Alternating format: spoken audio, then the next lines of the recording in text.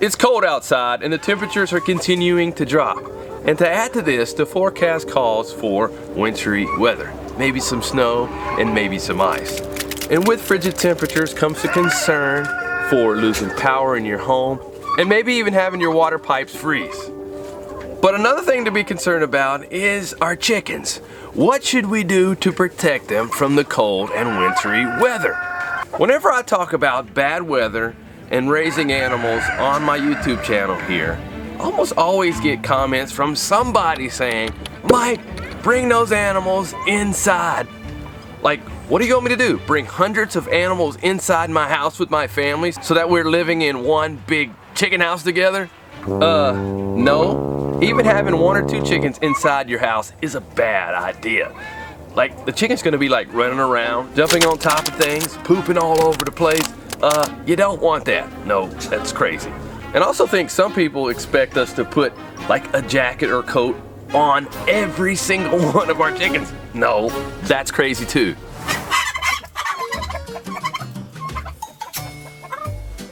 All right, you gotta bundle you up. Cold outside. Get your jacket on. Come on. You need to stay warm. Come on. Get your little hood there. Put your wing in there, not your arm. Put your wing through there.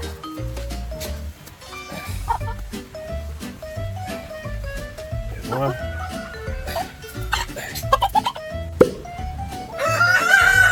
Alright, that's the wing. It's harder than it looks. Imagine having to do this with a whole bunch of birds. It would be crazy. Alright. Hold on. Calm down. Come on, you need a jacket on. It's cold outside.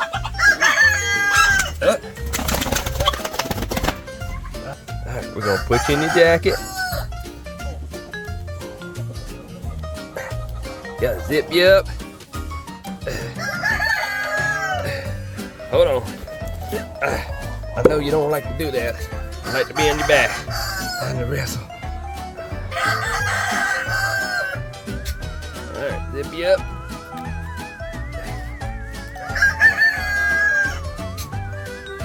Get the jacket dirty.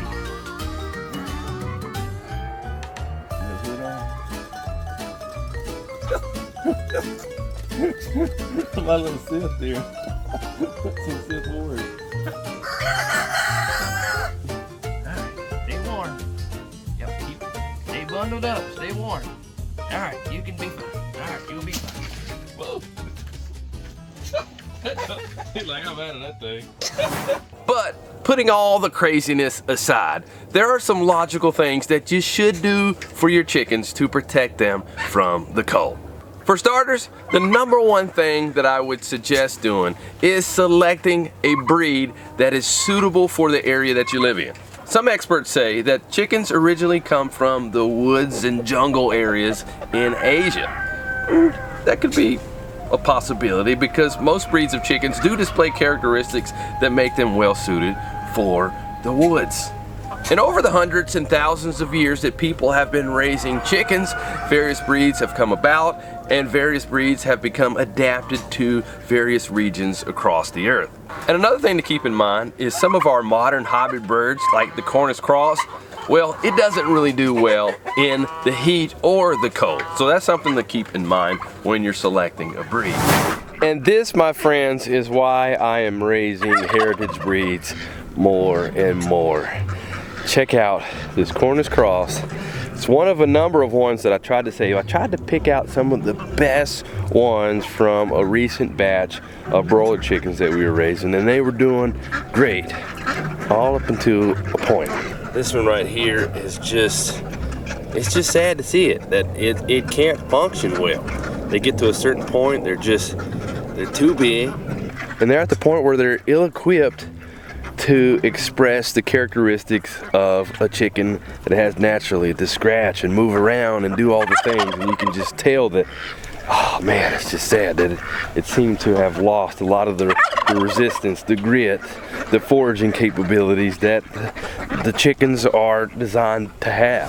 And one thing that can be really helpful is check out the Livestock Conservancy list on heritage chicken breeds.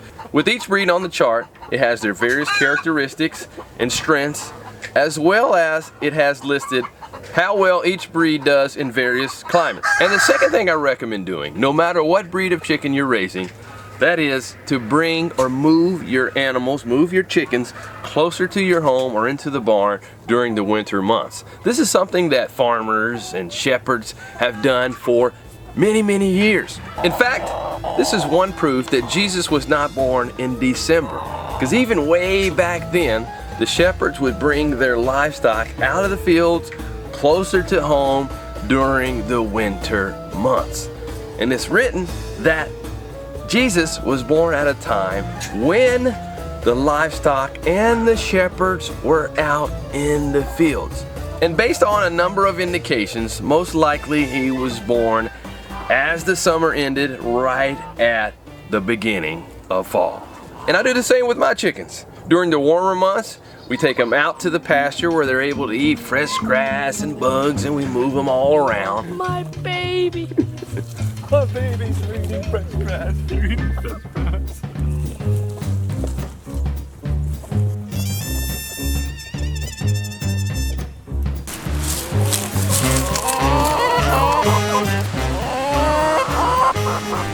But then, during the colder months, we bring them closer to home in areas like my high tunnel here to keep them warm and protected during the colder months.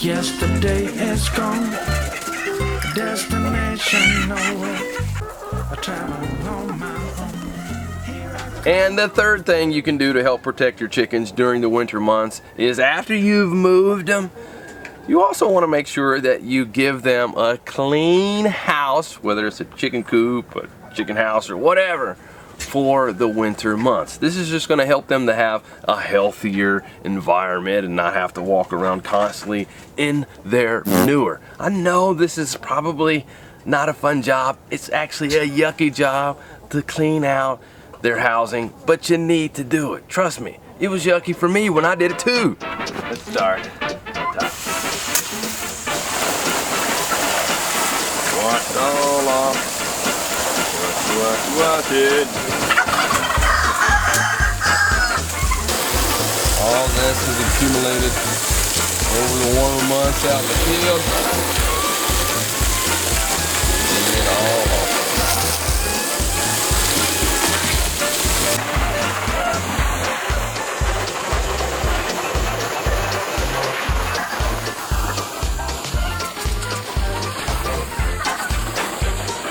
Like yucky, yummy pizza. Like yucky, but at the same time, it does go to a good purpose. We got the inside here.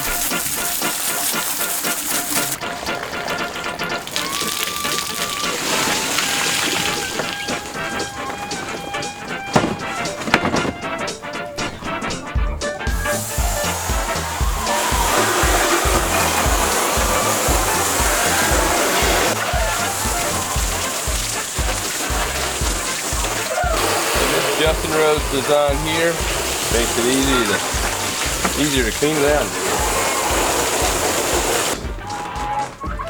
Pop this up there. Yeah. Get down and dirty on this one. Oh man.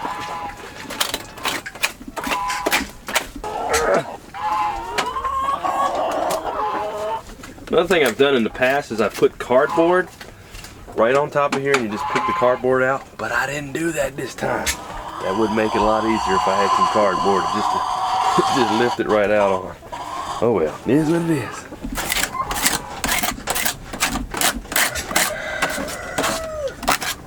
My goal is to get this manure to go down underneath the chickshaw here, right into the soil where we are growing food. Well, not right now, but grow food in here again.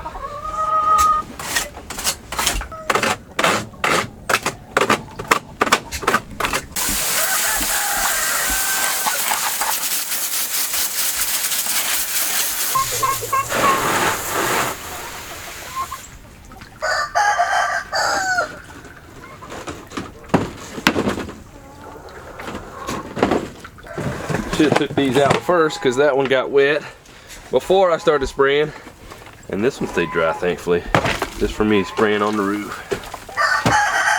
And a lot easier to clean. Dryer. And the fourth thing to do is make those necessary repairs to their housing, whether it be the siding or the roof. Just make sure those things are secured down so that way precipitation, rain, snow, it's not getting in there on them, because you don't want that. You want them to be protected during those colder months. And also make sure they have roofs and bars to get on top of, so that way they're not standing on wet ground. And the fifth thing you may need to do is insulate or cover your chicken houses with plastic or a tarp.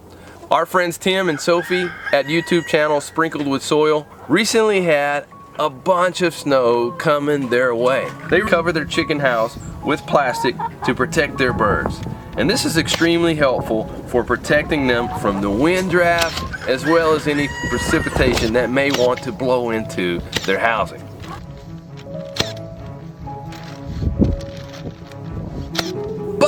But you want to make sure that even though you're covering it, you're not trying to make everything airtight. There does need to be some ventilation and air can continue to circulate through their house. Since my flock here is underneath this greenhouse here, it provides them with a lot of protection from the wind and the moisture. So if you have a greenhouse, high tunnel area that you can bring your chickens into over the winter, it can be really, really beneficial. It helps protect them. It also makes chores even easier to do, as well as they're adding some good manure that can go for helping out the crops that I plan to grow this growing season. And the sixth thing is add fresh bedding to their area. During the warmer months, we're constantly moving them onto fresh grass, so this is not something that we need to worry about. But during these colder months, when we're in a static run, they're stationary, the birds aren't moving, they're constantly just adding manure. So you want to make sure that you add fresh bedding to those areas, so that way they can blend their manure up in the bedding and it can help keep their area more sanitized. Now here in my high tunnel, I do have to add quite a bit of mulch. But down in my breeder pen, it may be closer to a setup that some of you may have. And here's what I did for that one.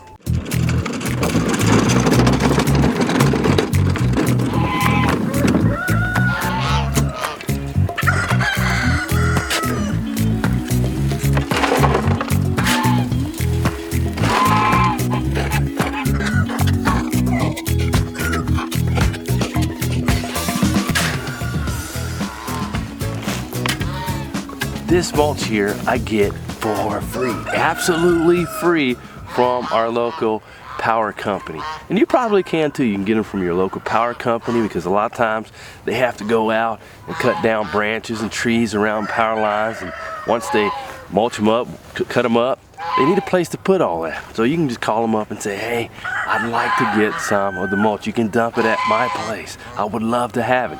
Sometimes you can contact your local tree service companies and they'll probably do it for you as well. Because this stuff, you really want to get it because it comes in hand on a homestead, on a farmstead. It's really handy. We can use it in so many different ways.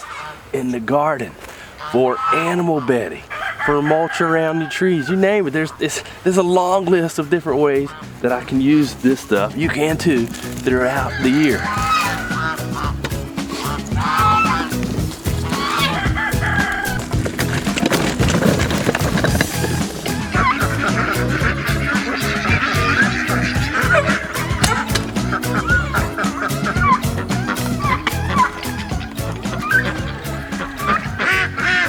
Here in my John Siskovich style chicken tractor, I have a breeding family of Delaware chickens. Just undo this here, keep them locked in. Alrighty, and as you can see in here, the ground has gotten pretty yucky. Recently, we've gotten a ton of rain in this area, and I mean a ton of rain. But this is the season, the winter season, when you get wet weather, you get things just staying wet and soggy, and some areas getting a lot of snow. But with that, you want to make sure that your animals still have dry, clean bedding. That helps them to stay. Yep, good morning. That helps them to stay healthy in their area to be sanitized. So I can't leave it like this.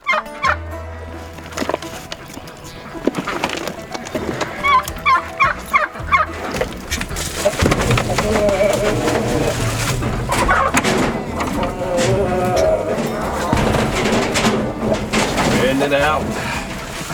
Spread it out some. Needs more cover. Hold ground where they are.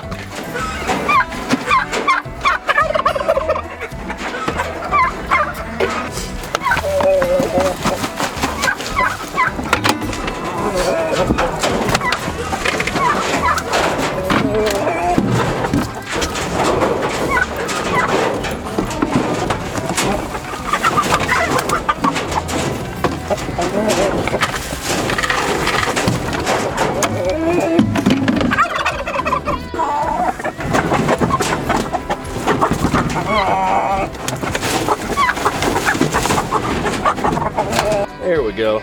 That should make this area healthier for them, because they're just doing what chickens do. They just go around here pooping everywhere, because it's not like they're potty trained and have a chicken bathroom they'll just walk out into and pee and poop and just use the bathroom in those areas. No, they'll do it all around the area that they live, and at the same time, all that starts to add up and makes their area toxic for them. So adding this mulch here will help them to have a healthier area, so that way they'll be healthier. Because when they poop here in the mulch, they'll also scratch around and blend it in.